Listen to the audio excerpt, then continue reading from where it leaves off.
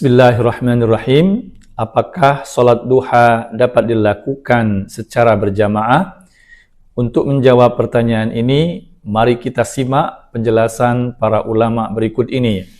Yang pertama, Al-Imam An-Nawawi rahimahullahu ta'ala berkata di dalam Al-Majmu' qad sabaqa anna an-nawafil la tushra'u al-jama'a fiha illa fil 'idain wal kusufain wal istisqa wa kadza at-tarawih wal witr ba'daha.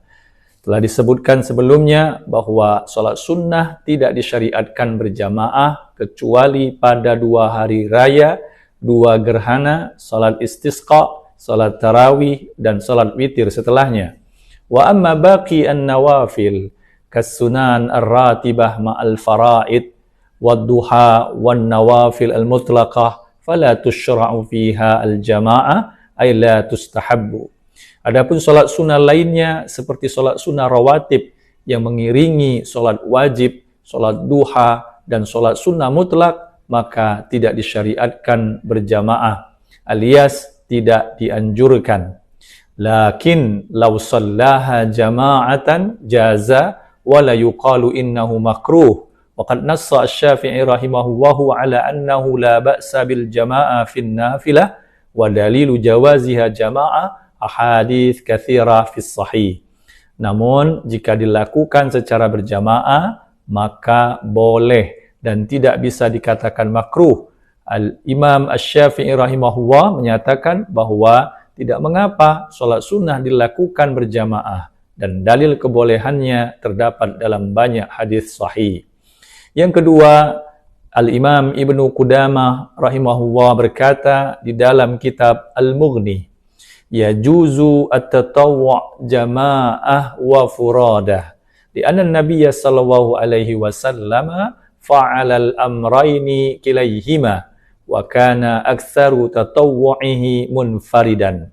Salat sunnah boleh dilakukan secara berjamaah maupun sendiri-sendiri karena Nabi sallallahu alaihi wasallam telah melakukan keduanya. Dan sebagian besar salat sunnah beliau dilakukan sendirian. Dan yang ketiga, Syekh Ibnu Utsaimin rahimahullahu ta'ala pernah ditanya apa hukum salat sunnah berjamaah seperti salat duha, maka beliau menjawab, salatun nafilah jamaah ahyanan la ba'sa biha li'anna an-nabiyya sallallahu alaihi wasallam shalla jama'atan fi ashabihi fi ba'dil layali. Salat sunnah berjamaah terkadang tidak apa-apa karena Nabi sallallahu alaihi wasallam salat berjamaah dengan para sahabatnya pada beberapa malam. Dan kemudian beliau melanjutkan fasalla ma'ahu zatu marrah Abdullah bin Abbas radhiyallahu anhuma wa salla ma'ahu marrah Abdullah bin Mas'ud radhiyallahu an wa salla marrah Hudzaifah ibn al-Yaman radhiyallahu an. Abdullah bin Abbas radhiyallahu anhuma pernah salat berjamaah dengan beliau. Pernah pula Abdullah bin Mas'ud radhiyallahu an salat berjamaah dengan beliau, dan pernah juga Hudzaifah bin al-Yaman radhiyallahu anhu salat berjamaah bersama Nabi sallallahu alaihi wasallam. Walhasil annahu la ba'sa an yusalliya al-jama'ah ba'dun nawafil jama'ah, walakin la takunu hadhihi sunnah ratibah kullama sallu as-sunnah salluha jama'ah li'anna hadha ghairu masyru'.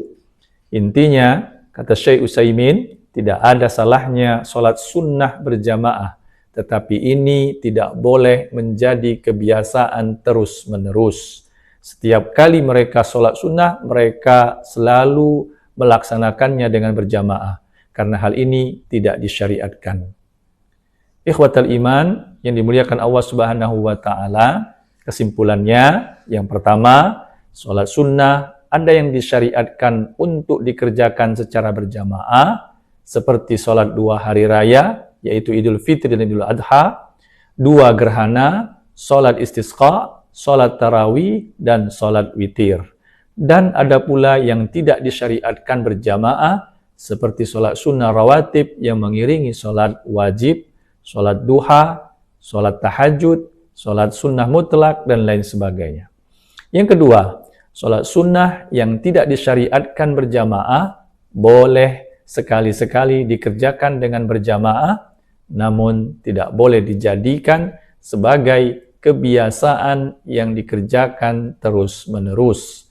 Allahu a'lam, barakallahu fiikum.